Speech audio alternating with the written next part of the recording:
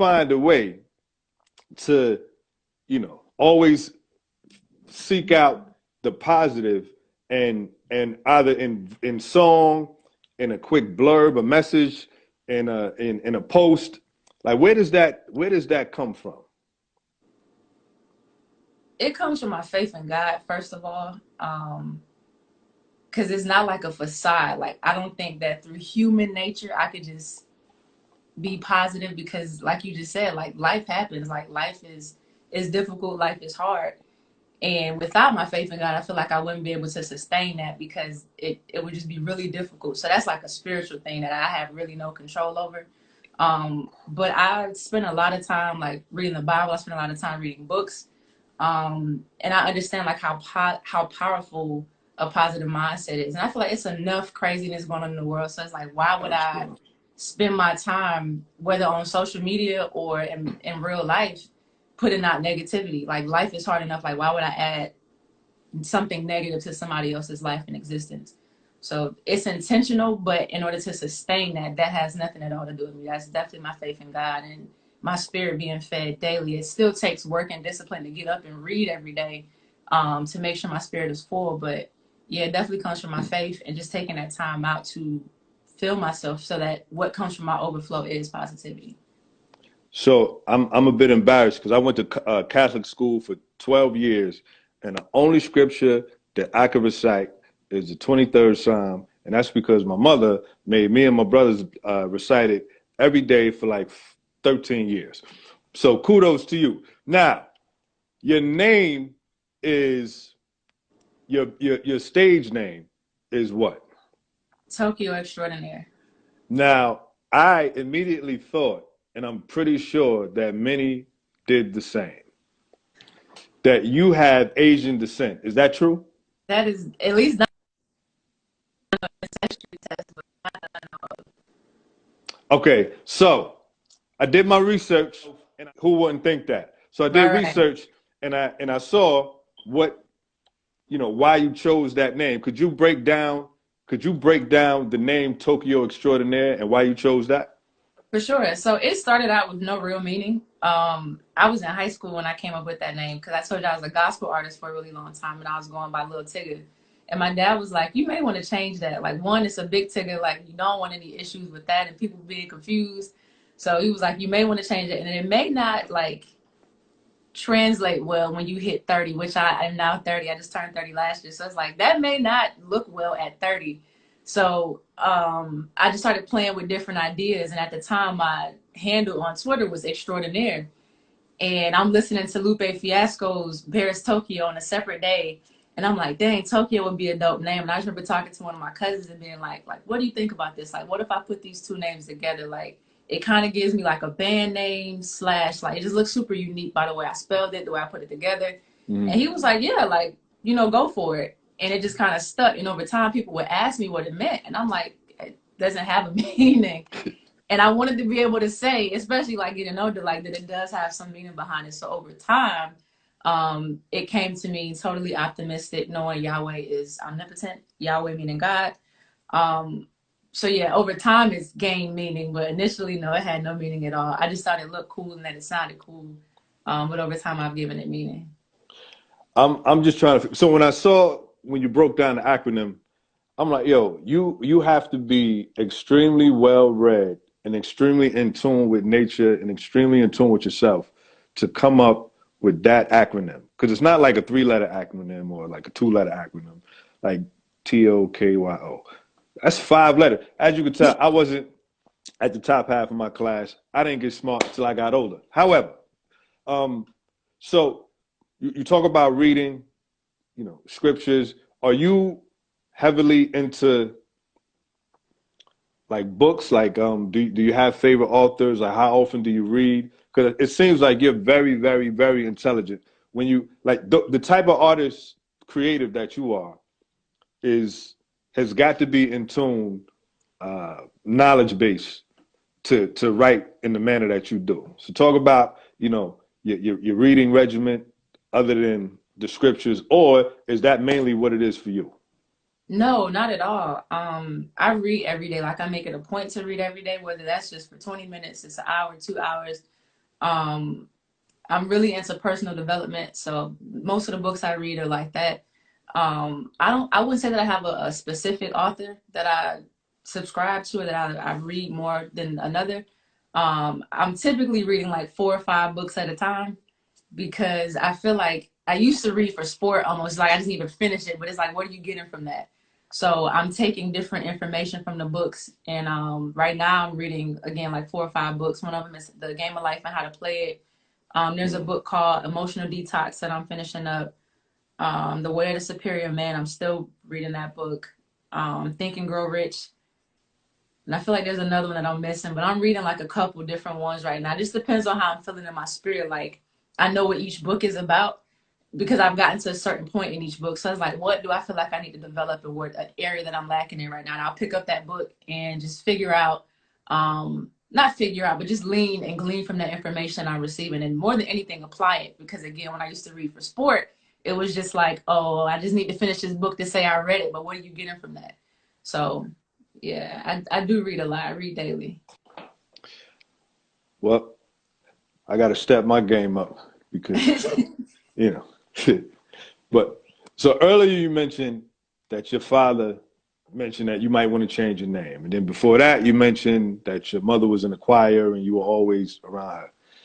Is it safe to say that once you decided to choose a musical path, that you had the support of your loved ones?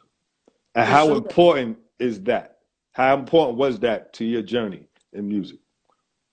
I would say it was super important.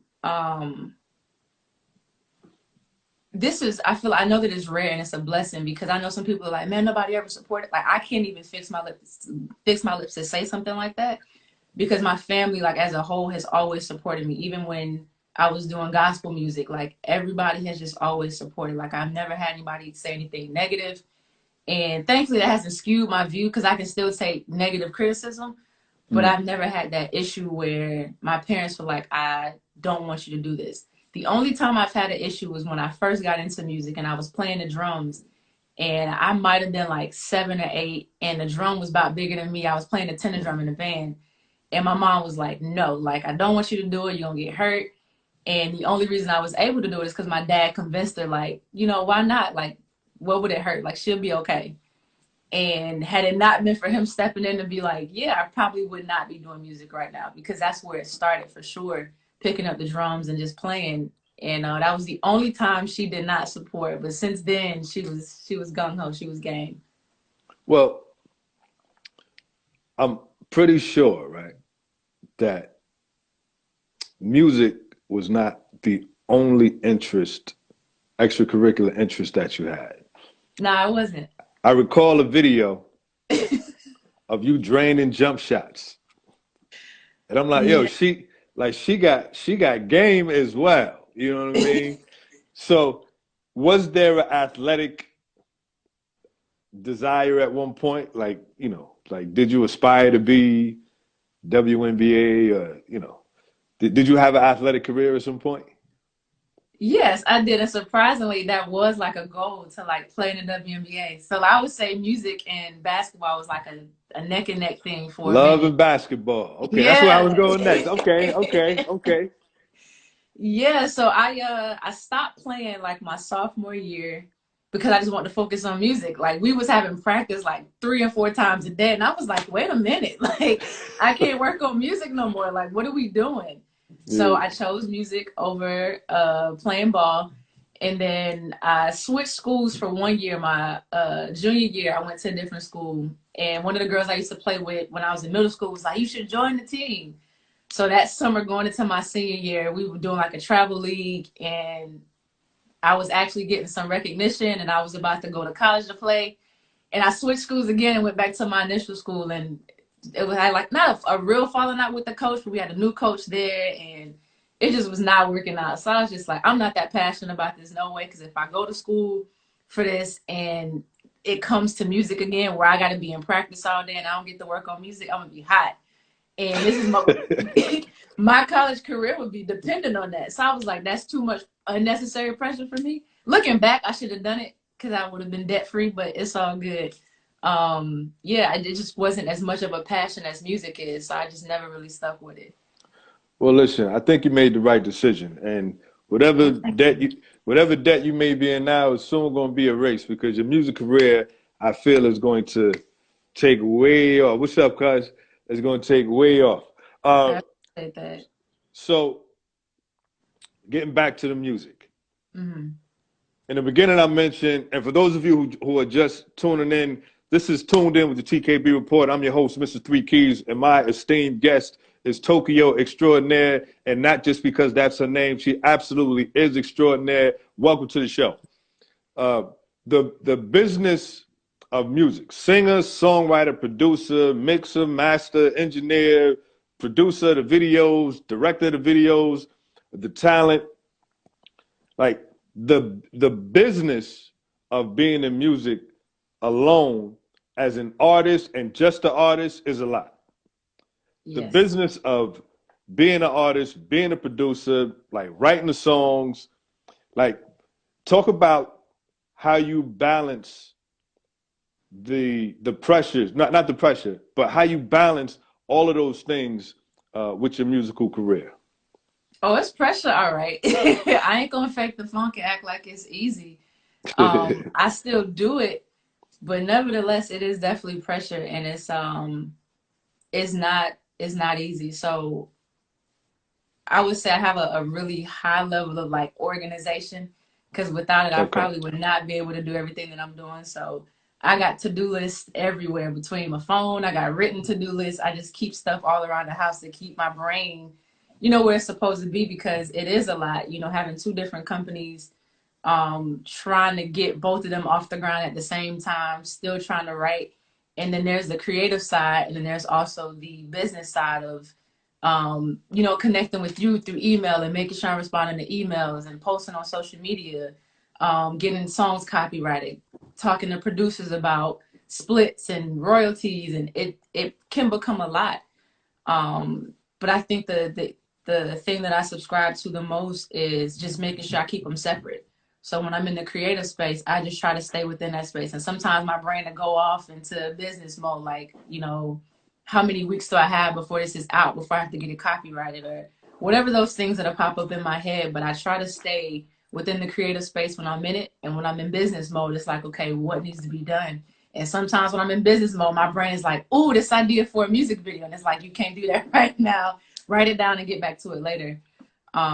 So it is definitely a balancing act, but I literally thank God for that every day. This is what we need to do. We need to get you. We need to reach out to FAMU and every other HBCU and CCCU and every college Right, in America and get you some interns because you damn sure need it.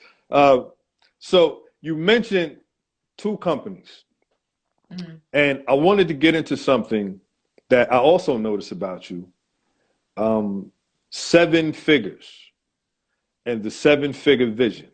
Right, You own two companies, and I think Tokyo Extraordinaire, that's for your musical brand and right. merch. And I just recently saw that you own another website, another company, which is Seven Figure. Talk to Right. everybody about Seven Figures, please, and the whole Seven concept figures. behind it. That's my baby. Ironically enough, I created it by accident.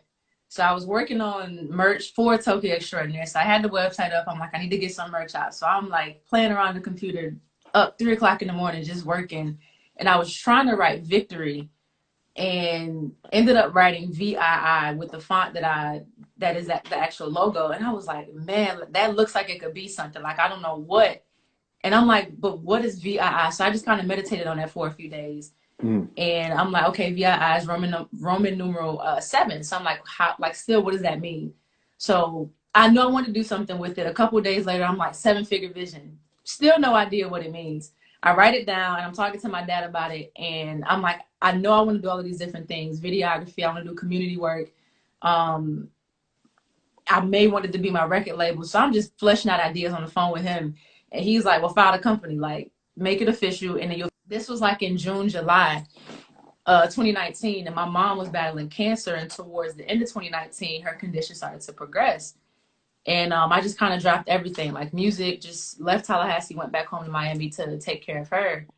And during that time, it was like she was in and out of the hospital and also in hospice. And it was just a lot going on at that time. And I just remember like seeing her fight the way that she was fighting. It was inspiring me in a way to just start building on that company. So it was just like, okay, 7-figure vision could be 7 principles. And it's just like, what are the principles going to be?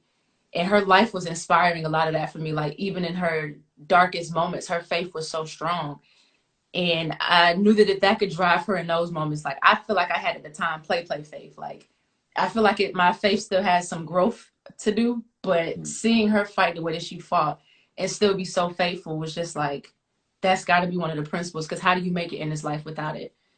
And I just started building all of those principles over time. And the company now has more meaning, but at the time it just was like, this looks dope. Kind of like with Tokyo Extraordinaire. It was just like, this looks nice, I'm gonna give it some meaning later. And the principles are faith, integrity, discipline, resilience, community, creativity, and consistency. And again, I just kind of meditated on those things. Like, I didn't rush it before I even put it out publicly. It was just like, what do I really want this company, this brand to represent? And those are the principles that I felt like I based my life off of. I feel like if you use any of those principles, um, you can't do anything but succeed, because there's so much power in each one of them. That was just like the foundation for me. Like, this company can really be something because it has real meaning behind it. So that's how that company came about. It was built over time, and I'm still building it, but the meaning behind it came over time. So all right. So this is Women's History Month, and I wanted to start